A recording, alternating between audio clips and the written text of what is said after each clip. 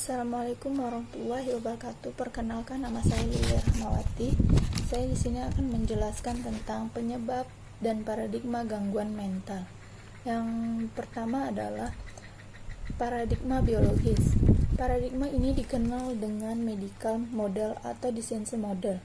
Di sini juga bisa menyebabkan kerusakan biologis. Untuk memperbaiki kerusakan ini, terjadinya gangguan atau menghilangnya simptom dan sering menggunakan obat. Contohnya itu adalah psikomatis, bisa menyebabkan penyakit mah ataupun sakit kepala. Yang kedua adalah paradigma psikoanalitik, yaitu poin pertama adalah struktur kepribadian yang ID. Itu karena ternyata nafsu. Contohnya adalah ketika seseorang kelaparan atau kehausan, segera muncul rasa ingin makan dan minum. Yang poin kedua adalah ego, yaitu realita. Contohnya saat merasakan kelaparan di tengah rapat penting, ego akan membuat seorang dapat menahan diri ataupun tidak akan meninggalkan rapat tersebut. Yang ketiga adalah superego, yaitu moral.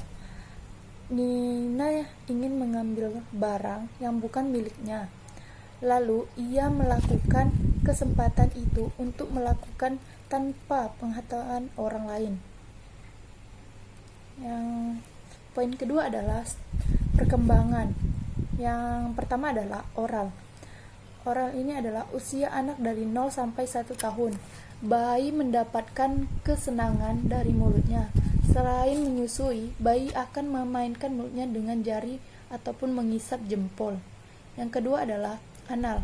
Usia anak dari 1 sampai 3 tahun.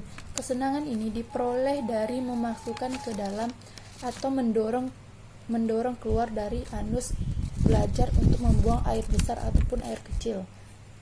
Yang ketiga adalah palik. Usia dari 3 sampai 6 tahun. Anak mulai memperhatikan dan senang memainkan alat kelamin sendiri dan juga bisa membedakan mana laki-laki dan perempuan. Yang keempat adalah lates. Usia dari 7 sampai 10 tahun.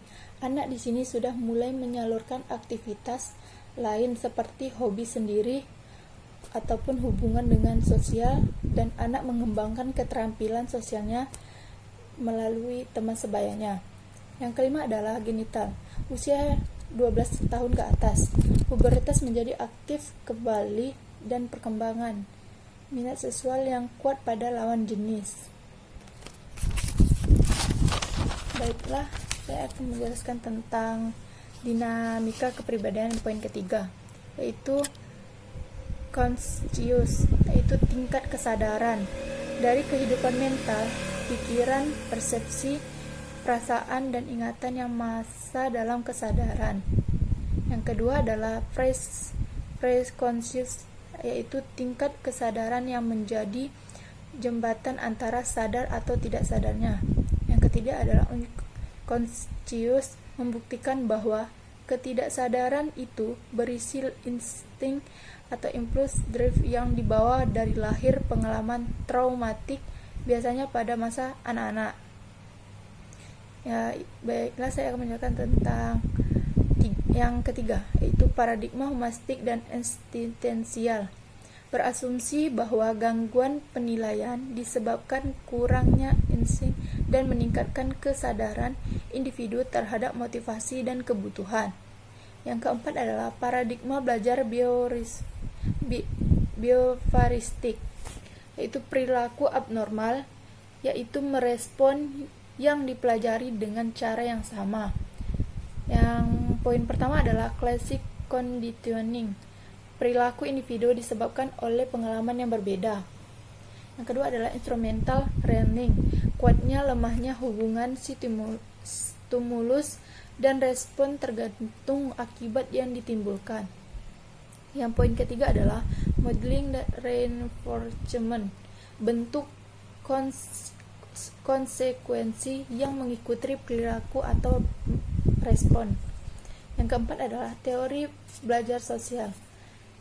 Perilaku manusia mempunyai interaksi timbal balik yang berkesinambungan antara kognitif, perilaku, dan pengaruh lingkungan. Yang kelima adalah conditioning operant, pengkondisian yang melibatkan respon sukarela dari orang atau subjek yang dikondisikan.